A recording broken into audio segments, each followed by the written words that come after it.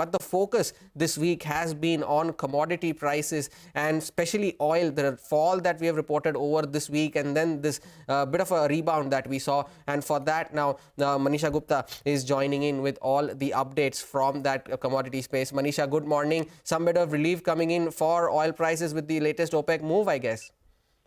Oh, well, absolutely. And it's a big one, really, in that sense, because the markets were anticipating that OPEC would react to this with the kind of price decline that we've seen, already down 6.5% for the month of September. OPEC and allies have reacted to that and delayed their planned production hike by 2 months. So we wouldn't see anything happen in September and rather October and November, and the production cuts would now happen in from December, because that is the time that we would see the winter demand also come back into the market.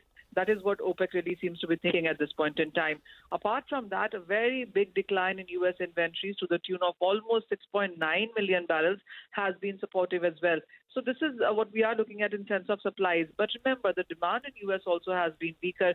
So much of the OPEC news clearly seems to have been shrugged off by the demand concern.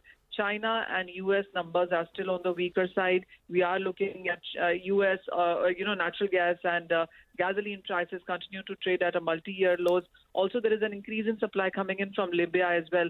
So markets haven't seen a lot of long positions being created. We did see a knee-jerk reaction in sense of crude oil prices gaining up by 1%, but the overall settlement came in only by 0.3% on the higher side. In the Asian markets as well, we are still flat, still trading around those 9-month lows, so not too much of a reaction. What perhaps has been saved is that you haven't seen further declines come in for the crude oil prices.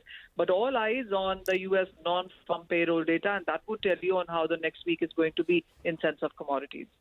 That's going to be the big macro data, isn't it, for the evening? Manisha, thanks a lot for that update.